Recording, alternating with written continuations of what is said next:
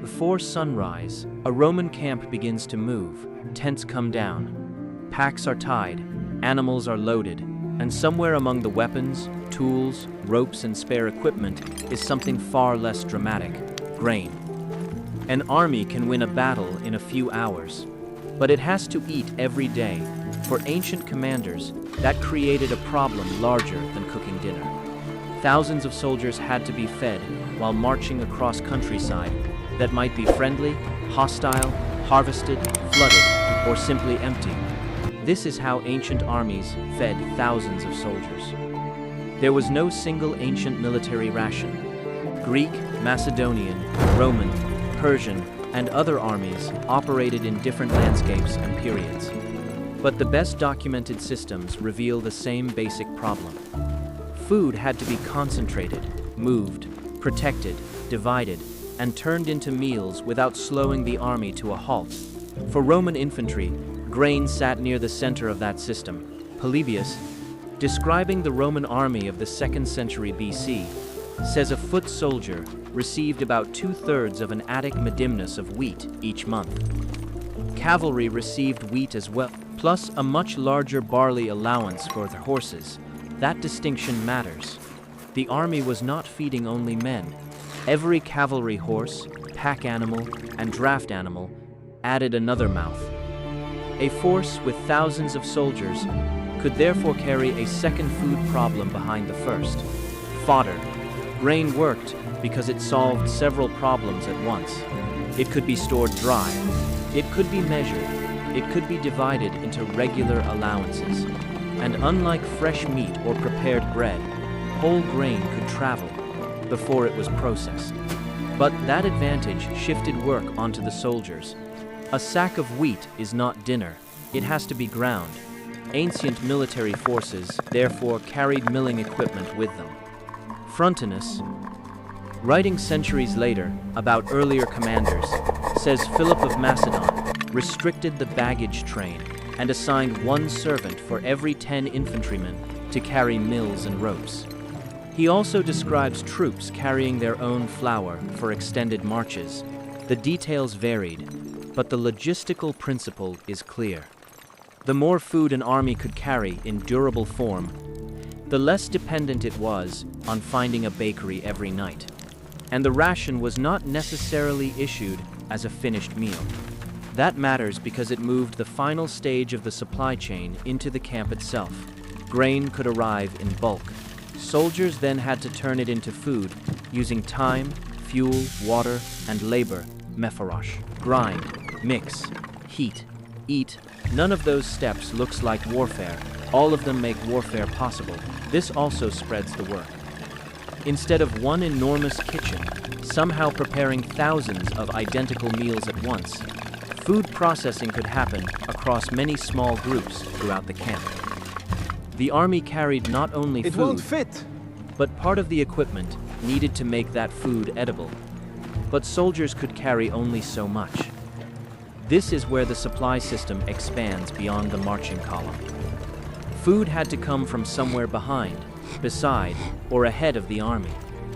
It could be purchased, collected from allied communities, requisitioned by authorities, transported from established stores, or gathered locally during a campaign. Then it had to move. Overland transport meant carts and pack animals. Those animals consumed food and water themselves, which meant that adding transport also added demand. Water transport could change the equation. Rivers and seas allowed large quantities of supplies to move without requiring an enormous chain of animals eating along the road. Roman military logistics repeatedly used ships and boats where geography allowed it.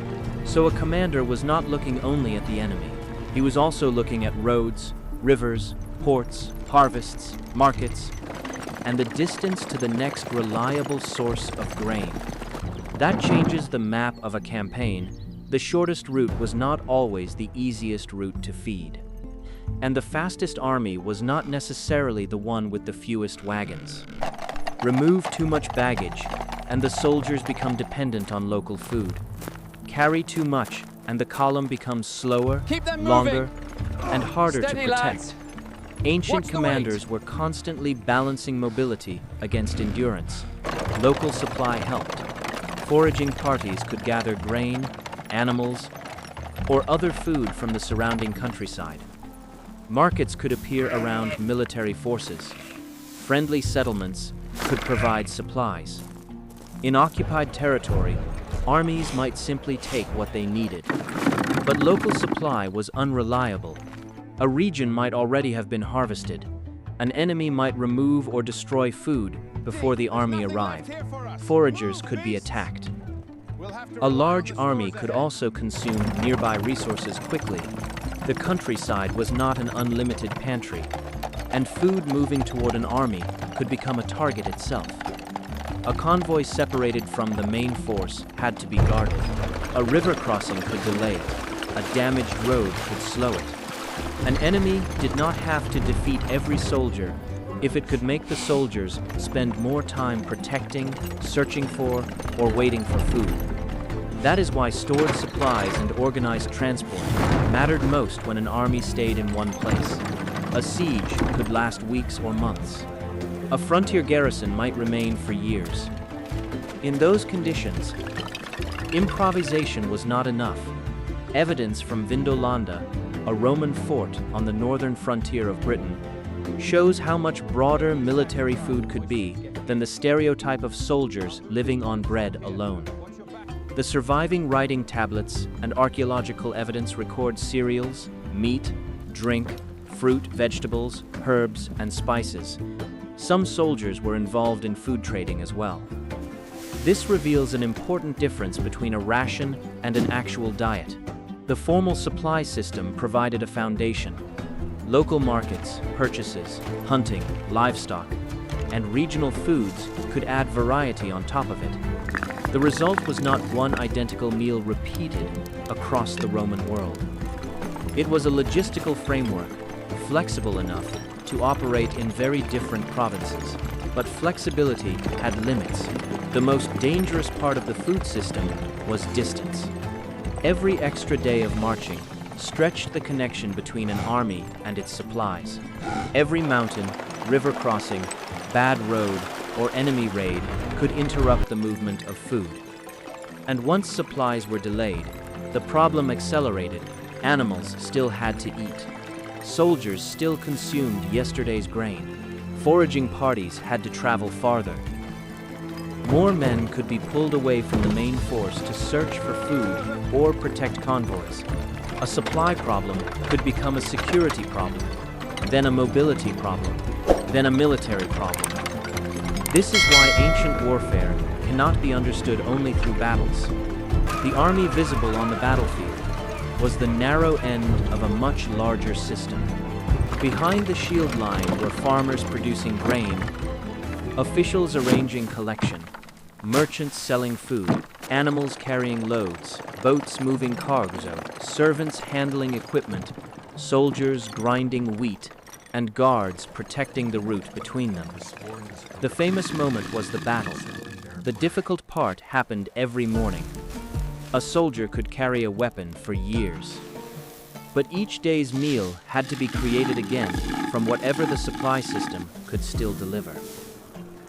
And somewhere on the march, a millstone turns beside another sack of grain. If that grain stops moving, so does the army.